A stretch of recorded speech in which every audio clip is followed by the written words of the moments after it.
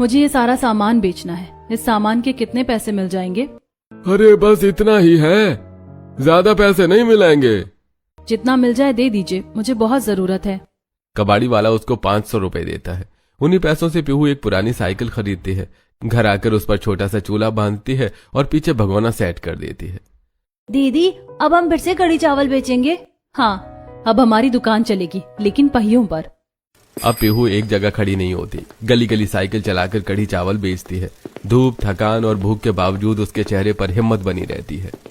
गर्मा गर्म कढ़ी चावल, घर जैसा स्वाद, कढ़ी चावल ले लो। बच्चे, मजदूर और ऑफिस वाले उससे खाना खरीदने लगते हैं। अरे बहन, तुम्हारे कढ़ी चावल में घर वाला स्वाद है। धीरे धीरे उसके सारे कढ़ी चावल खत्म हो जाते हैं। आज तो सब जल्दी खत्म हो गया। अगले दिन पीहू उसी इलाके में फिर पहुंचती है और सोचने लगती है, अगर यहाँ कोई छोटी सी जगह मिल जाए तो रोज यहीं बेच सकती हूँ। तभी उसकी नजर पास में पड़े एक खाली पान के खोखे पर जाती है। यहाँ तो कोई भी नहीं है, शायद मैं यहाँ दुकान लगा सकती हूँ। अगले दिन पीहू सुबह सुबह कढ़ी चावल बनाकर उसी खोखे के पास पहुंच जाती है। आज से यही हमारी दुकान है। दुकान बस स्टॉप के पास होता है, इसलिए वहां ग्राहक ज्यादा आते हैं और लोग रुक रुक कर खाना लेने लगते हैं। उसकी बिक्री पहले से भी ज्यादा होने लगती है। बहन, रोज यहीं लगाया करो, तुम्हारे हाथ में तो जादू है। शाम होते होते फिर से सारा खाना खत्म हो जाता है। पीहू वापस से अपना सामान समेट कर घर लौटती है। बेटा, बहुत थक जाती होगी ना? नहीं पापा, आपकी बेटी बहुत मजबूत है। अस्पताल से बाहर निकलते ही पीहू अकेली बैठ जाती है। आंसू खुद ब खुद बहने लगते हैं। आखिर मेरी किस्मत ऐसी क्यों है? पहले माँ मुझे छोड़कर क्यों चली गई? फिर पापा की तबीयत इतनी खराब क्यों हो गई? क्यों मैं ही क्यों हर बार टूट जाती हूँ? आंसू पोंछकर पीहू फिर खड़ी हो जाती है। अगली सुबह पीहू अपने छोटे से खोखे पर दुकान लगाने पहुंच जाती है। धीरे धीरे ग्राहक आने लगते हैं और बिक्री शुरू हो जाती है। तभी वहां एक अनजान आदमी आता है। वो आदमी अलग अलग जगहों पर खाना चख रहा था। एक प्लेट कढ़ी चावल देना। पिछले एक हफ्ते से पूरे शहर के कढ़ी चावल चख चुका हूं, लेकिन वो नहीं मिला जो मैं ढूंढ रहा हूं। कई दुकानों का खाना चखने के बाद उसकी नजर पीहू के खोखे पर पड़ती है। बहन, एक प्लेट कढ़ी चावल देना। जी। पीहू प्लेट बनाकर देती है। विकास पहला निवाला खाता है और अचानक रुक जाता है। ये कढ़ी चावल तुमने बनाए हैं? जी, मैं ही बनाती हूँ। मैं पूरे शहर में कढ़ी चावल टेस्ट कर चुका हूँ, लेकिन इतना संतुलित स्वाद, इतना घर जैसा फ्लेवर मुझे कहीं नहीं मिला। ये कढ़ी चावल मेरी माँ की सीक्रेट रेसिपी है। ये हुनर भी मजबूरी ने ही सिखाया है। कैसी मजबूरी? इतनी कम उम्र में इतना संघर्ष क्यों कर रही हो? पिताजी को कैंसर है, उनका ऑपरेशन करवाना है। घर पर छोटे छोटे भाई बहन हैं, उन्हें पढ़ाना लिखाना है और घर का खर्च भी चलाना है। मैं केटरिंग का काम करता हूँ, शादियां, फंक्शन और बड़े ऑर्डर लेता हूँ। अगर तुम चाहो तो मैं तुम्हें मौका दे सकता हूँ। मौका? कैसा मौका? मेरे साथ केटरिंग का काम करो, शादियों में कढ़ी चावल का स्टॉल लगाओगी। पीहू कुछ देर सोचती है। उसे पापा का चेहरा याद आता है, भाई बहनों की जिम्मेदारी याद आती है। अगर इससे मेरे पापा का इलाज हो सकता है तो मैं तैयार हूँ। ठीक है, आज शाम तैयार रहना। मैं तुम्हें पहली शादी का ऑर्डर दिलाऊंगा। शहर के सबसे अमीर घर की शादी है। पीहू तुरंत हाँ कर देती है। उसे पैसों की जरूरत थी। उस दिन पीहू केटरिंग वाली के साथ जाती है और शादी में कढ़ी चावल बनाकर तैयार करती है। पीहू शहर के सबसे अमीर घराने के इकलौते बेटे वेद की शादी में कढ़ी चावल परोस रही थी। उसी समय अंदर दूल्हे का परिवार घबराया हुआ बैठा है। ये क्या हो गया? दुल्हन भाग गई? वो वेद की पसंद की लड़की थी, हमें धोखा दे गई। बाहर मीडिया खड़ा है, अगर बात फैल गई तो हमारी इज्जत खत्म हो जाएगी। चुनाव आने वाले हैं, राजनीतिक लोग बाहर हैं, बदनामी हो गई तो सब खत्म हो जाएगा। अब क्या करेंगे दादी? अभी शादी रुक नहीं सकती, किसी भी कीमत पर हमारी इज्जत बचनी चाहिए। दादी सास बाहर आती हैं और लोगों को खाना परोसती हुई पीहू को देखती हैं। पद्मिनी जी धीरे से विकास से पूछती हैं, ये लड़की कौन है? गरीब है लेकिन बहुत ईमानदार और मेहनती है। इस लड़की को अंदर लेकर आओ। पीहू को अंदर बुलाया जाता है। पीहू घबरा कर अंदर जाती है। हमें अपनी इज्जत बचानी है। क्या तुम हमारी बेटी से शादी करोगी? बदले में तुम जो चाहे हम तुम्हें वो दे सकते हैं। विकास ने हमें बताया कि तुम्हारे पिता को कैंसर है। जी? क्या सोच क्या रही है लड़की? कढ़ी चावल बनाकर तू कभी अपने पिता का इलाज नहीं करवा पाएगी। पीहू के दिमाग में पिता का इलाज, भाई बहनों का भविष्य, टूटा घर सब घूमने लगता है। अगर मैंने हाँ कहा तो पापा बच सकते हैं। अगर मेरे पापा का इलाज हो जाए तो मैं शादी के लिए तैयार हूँ। उसी मंडप में जहां दूसरी दुल्हन की शादी होनी थी, अब पीहू दुल्हन बनकर बैठी है। जिस लड़की ने सुबह तक साइकिल पर कड़ी चावल बेचे थे, वो रात होते होते करोड़पति घर की बहू बन चुकी थी। दरवाजे पर उसकी सास आरती की थाली लेकर खड़ी होती है। पीहू का गृह प्रवेश होता है और उसके बाद मम्मी जी, पापा का ऑपरेशन बहुत जरूरी है। ले लो, ये चेक है, कल सुबह ही ऑपरेशन करवा दो। पीहू पैसे लेकर तुरंत अस्पताल पहुंचती है। पिता किशोर जी को ऑपरेशन के लिए तैयार किया जाता है। ऑपरेशन सफल हो जाता है। कुछ दिनों बाद किशोर जी ठीक होकर बस्ती वाले छोटे से घर में आ जाते हैं। बेटा, तूने ये सब कैसे किया? इतना बड़ा घर, ये शादी। पापा, आप बस ठीक हो जाओ, मैं ठीक हूँ। हर्षित और साक्षी को स्कूल में भर्ती करा दिया गया है। उनकी पढ़ाई का पूरा खर्च ससुराल वाले उठा रहे हैं। गृह प्रवेश के बाद पीहू पहली बार रसोई में जाती है। पीहू बड़े पतीले में कढ़ी तैयार करती है। पूरा घर महक उठता है। टेबल पर सब बैठे हैं, अनिल कुमार जी, गायत्री जी, पद्मिनी जी, वेद और कुछ रिश्तेदार। लीजिए गर्मा गर्म कढ़ी चावल। सब चुपचाप खाते हैं, लेकिन कोई तारीफ नहीं करता। पीहू उम्मीद भरी नजरों से सबको देखती है, लेकिन कोई कुछ नहीं बोलता। इससे बेहतर मेरा जीवन मायके में था। यहाँ सबके पास तो सब कुछ है, लेकिन अपनापन नहीं। दिन गुजर जाता है और रात को पीहू और वेद अपने बड़े लग्जरी बेडरूम में हैं। पीहू हिम्मत जुटाकर बात करती है। वेद जी, आज का खाना कढ़ी चावल आपको कैसा लगा? देखो पीहू, मुझे घरेलू बनने की कोई जरूरत नहीं है। तुम मेरी सिर्फ बीवी नाम की हो। पीहू के आंसू बहने लगते हैं। वो बेड पर बैठकर रोने लगती है। भगवान, क्या यही लिखा था मेरी किस्मत में? करोड़पति बहू बनकर भी मेरे नसीब में प्यार नहीं है। वेद सोफे पर लेट जाता है। पीहू बेड पर अकेली बैठी रहती है। अगली सुबह पीहू सिंपल सूट में, बालों में साधारण चोटी बनाए, बिना ज्यादा मेकअप के तैयार होकर नीचे रसोई की तरफ जाती है। अरे ये क्या बकवास है? तुम अब कढ़ी चावल बेचने वाली नहीं हो, तुम अनिल कुमार जी के घर की बहू हो। जाकर कमरे की वार्डरोब खोलो, मैंने तुम्हारे लिए साड़ियाँ और डिजाइनर सूट रखवाए हैं। जी मम्मी जी। पीहू तेजी से वापस कमरे में जाती है।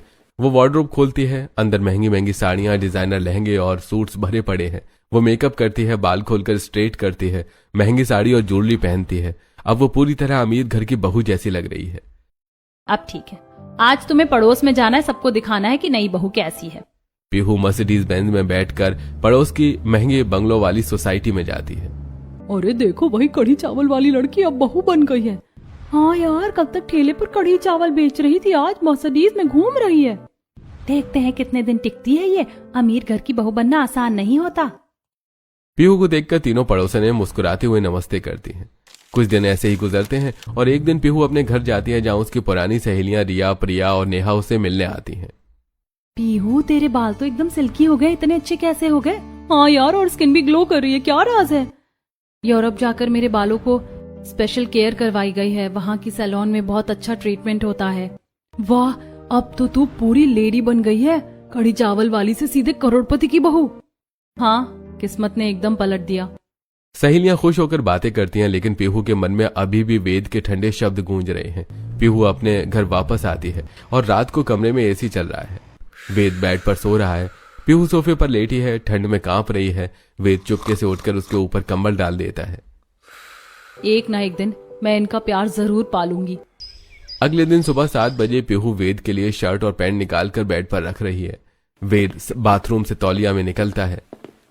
वेद जी, आपके कपड़े निकाल कर रख दिए हैं। ज्यादा हक जताने की जरूरत नहीं है पीहू। पीहू का चेहरा उतर जाता है। दिन बीतते हैं। पीहू रोज वेद के लिए टिफिन बनाकर देती है। एक दिन टिफिन में छोटी सी पर्ची रखी होती है। ऑफिस में वेद टिफिन खोलता है। पीहू की पर्ची पढ़कर वो कुछ पल के लिए रुक जाता है। बात तो सही है, हमारी शादी मजबूरी में हुई है, लेकिन अब जिंदगी भर इसी के साथ रहना है, चाहे समाज के लिए, परिवार के लिए या मेरे लिए। कोई ऑप्शन भी तो नहीं है। शायद हम अपने रिश्ते को एक मौका दे सकते हैं। शाम को 7 बजे वेद घर लौटता है। उसके हाथ में खूबसूरत गुलदस्ता और एक छोटा डायमंड ज्वेलरी सेट है। पीहू रसोई से बाहर आ रही होती है। ये तुम्हारे लिए। वेद जी, ये क्या? इतना सुंदर गुलदस्ता और ये डायमंड सेट? ले लो, अब तुम कड़ी चावल बेचने वाली नहीं हो, तुम करोड़पति ससुराल की बहू हो। लेकिन इतना महंगा गिफ्ट?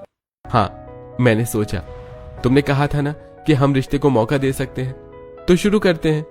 पीहू की आंखों में खुशी के आंसू आ जाते हैं। वो गुलदस्ता सूंघती है और डायमंड सेट को लेकर मुस्कुरा देती है। थैंक यू वेद जी, आपने मुझे अपना लिया। हाँ, अब कोई ऑप्शन भी नहीं है मेरे पास। जिंदगी भर इसी के साथ रहना है। और वैसे तुम देखने में भी इतनी बुरी भी नहीं हो। पीहू शर्मा जाती है, उसके गाल लाल हो जाते हैं। अरे अब शर्माओ मत, चलो अब डिनर पर चलना है। डिनर पर? कहाँ जाना है? दुबई चलेंगे। दुबई? अब दुबई कैसे जाएंगे? फ्लाइट कैसे बुक होगी? अरे हमारा प्राइवेट जेट है ना, हमारी 10 मंजिला टावर की टॉप फ्लोर पर ही जेट पार्किंग बनी हुई है, वहीं हमारा जेट लैंड करेगा। सच में? लेकिन मैं इस साड़ी में कैसे जाऊंगी? मैं तुम्हारे लिए ड्रेस लेकर आया हूँ। वेद एक बहुत खूबसूरत गाउन निकालता है, लंबा, फ्लोइंग, बटरफ्लाई प्रिंट वाला। उसमें छोटे छोटे डायमंड जड़े होते हैं। पीहू उसे पहनकर आईने के सामने खड़ी होती है। वो बिल्कुल प्रिंसेस जैसी लग रही है। वाह, ये तो बहुत सुंदर है। दोनों प्राइवेट जेट से दुबई पहुंचते हैं। बुर्ज खलीफा के सबसे ऊपरी रेस्टोरेंट एटमॉस्फेयर 442 मीटर ऊपर में डिनर करते हैं। नीचे दुबई फाउंटेन की लाइट्स चमक रही हैं। रोमांटिक म्यूजिक, कैंडल लाइट और शानदार व्यू। कैसा लगा? जैसे सपना हो। कभी सोचा भी नहीं था कि कढ़ी चावल बेचने वाली लड़की बुर्ज खलीफा में डिनर करेगी। तो बताओ फिर ये कढ़ी चावल बेचने के पीछे का क्या चक्कर है? पीहू कुछ पल चुप रहती है, फिर धीरे धीरे अपनी कहानी बताने लगती है। जब मैं 18 की थी तब मेरी माँ मर गई और कुछ दिन बाद पापा को कैंसर हो गया। मैंने ये काम शुरू किया। फिर क्या हुआ? डॉक्टर ने बताया पापा को कैंसर है। जो भी पैसा था सब इलाज में लग गया। घर की जमा पूंजी खत्म हो गई। अब हाल ये है कि रोज उधार देने वाले घर आकर पैसे मांगते हैं। एक तरफ पापा का इलाज, दूसरी तरफ कर्ज और ऊपर से छोटे भाई बहन की जिम्मेदारी, इसीलिए दिन रात मेहनत करनी पड़ती है। वे चुपचाप उसकी बात सुनता रहता है। कुछ दिनों बाद दोनों हनीमून पर स्विट्जरलैंड के लिए चले जाते हैं। बर्फीली पहाड़, झीलें, रोमांटिक विला। हनीमून से वापस आने के बाद अब सच सच बताओ, तुम्हारा कोई सपना है? आगे पढ़ना है, कुछ करना है? हाँ, मैं चाहती हूँ कि माँ की सीक्रेट रेसिपी वाला कढ़ी चावल का बिजनेस आगे बढ़ाऊं। पापा अब काम नहीं कर पाते, उनका ऑपरेशन हुआ है। अरे चिंता मत करो, हम तुम्हारी क्लाउड किचन बनवा देते हैं। तुम अपनी सीक्रेट रेसिपी वहां बनाओ। हम ऑनलाइन बॉक्स बनाएंगे, पैकिंग करेंगे और डिलीवरी करवाएंगे। इसी तरह तुम्हारे बिजनेस भी चलेगा और तुम पापा की मदद भी कर पाओगी। सच में? थैंक यू वेद जी। कुछ दिनों बाद गायत्री जी सीढ़ियों से नीचे उतर रही होती है। उनका पैर फिसल जाता है और वो गिरने वाली होती हैं कि तभी मम्मी जी! पीहू तुरंत आगे बढ़ती है। गायत्री जी उसके ऊपर गिर जाती हैं। पीहू अपनी सास को संभालने की कोशिश में सीढ़ी पर हाथ टिका लेती है। गायत्री जी बच जाती हैं, लेकिन पीहू का हाथ फ्रैक्चर हो जाता है।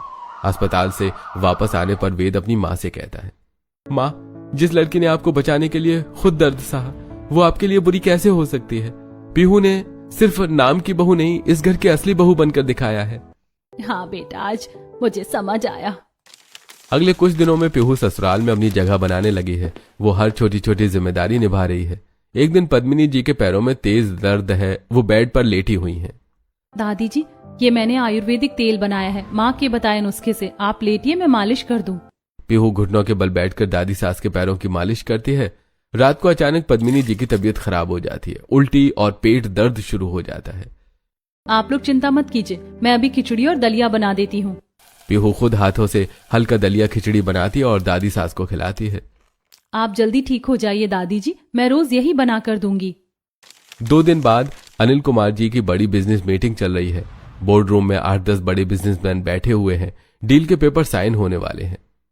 तो जेंटलमैन, ये डील फाइनल है, साइन कर दीजिए।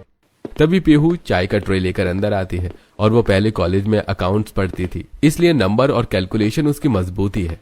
वो पेपर पर एक नजर डालते ही रुक जाती है। सॉरी टू इंटरप्ट सर, लेकिन ये डील प्रॉफिटेबल नहीं है। अगर हम इस रेट पर साइन करते हैं तो अगले 6 महीने में हमें 18% का लॉस होगा। पूरा बोर्ड रूम सन्नाटे में आ जाता है। सब हैरान होकर पीहू को देखते हैं।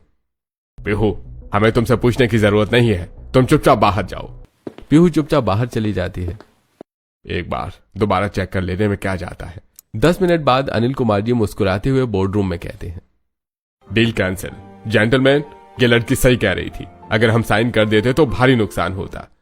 मीटिंग खत्म होने के बाद अनिल कुमार जी पीहू के पास आते हैं। तुम समझदार लड़की हो पीहू, सिर्फ घर की बहू नहीं, हमारे बिजनेस को भी संभाल सकती हो। शाम को पीहू साधारण सूट में मीडिया कॉन्फ्रेंस में जा रही होती है। अरे रुक बहू, भले ही तुम्हारी शादी जबरदस्ती हुई हो, लेकिन बाहर लोगों को तो दिखाना पड़ेगा ना कि हमारे घर की बहू कितनी लग्जरी लाइफस्टाइल जी रही है। गायत्री जी पीहू को वार्डरोब में एक बेहद महंगी डिजाइनर साड़ी, हीरे की ज्वेलरी और ब्रांडेड हैंडबैग निकाल कर देती हैं। अब जाकर तैयार हो, आज हम सब मिलकर बाहर डिनर पर जा रहे हैं। रोल्स रॉयस में जाएंगे। पीहू तैयार होकर नीचे आती है। लग्जरी गाड़ी, हीरे की नेकलेस, ब्रेसलेट और महंगी जूतियां। वो अब पूरी तरह करोड़पति परिवार की बहू जैसी लग रही है। अब ठीक है, चलो। पूरा परिवार लग्जरी कार में बैठकर शहर के सबसे महंगे रेस्टोरेंट में डिनर करने जाता है। बाहर मीडिया और लोग देखते रह जाते हैं। बाहर से तो सब लग्जरी है, लेकिन अंदर से अब धीरे धीरे ये घर भी अपना लगने लगा है। 6 महीने बाद माँ की सीक्रेट कढ़ी का ऑनलाइन ब्रांड पूरे शहर में मशहूर हो गया है। पीहू बाथरूम से बाहर आती है। हाथ में प्रेगनेंसी टेस्ट किट है। वो तेजी से नीचे डाइनिंग एरिया में जाती है। पूरा परिवार नाश्ता कर रहा है। सबको एक अच्छी खबर देनी है। क्या हुआ पीहू, सब ठीक तो है? हम माँ पापा बनने वाले हैं। मैं प्रेग्नेंट हूँ। एक पल के लिए पूरा घर सन्नाटे में आ जाता है। सच, हमारा बच्चा? पीहू, मैं बहुत खुश हूँ। मेरी बहू, तूने इस घर को पूरा कर दिया। भगवान करे मेरे पोते पोती को बहुत उम्र मिले। तुम दोनों ने इस घर में खुशियां लौटा दी।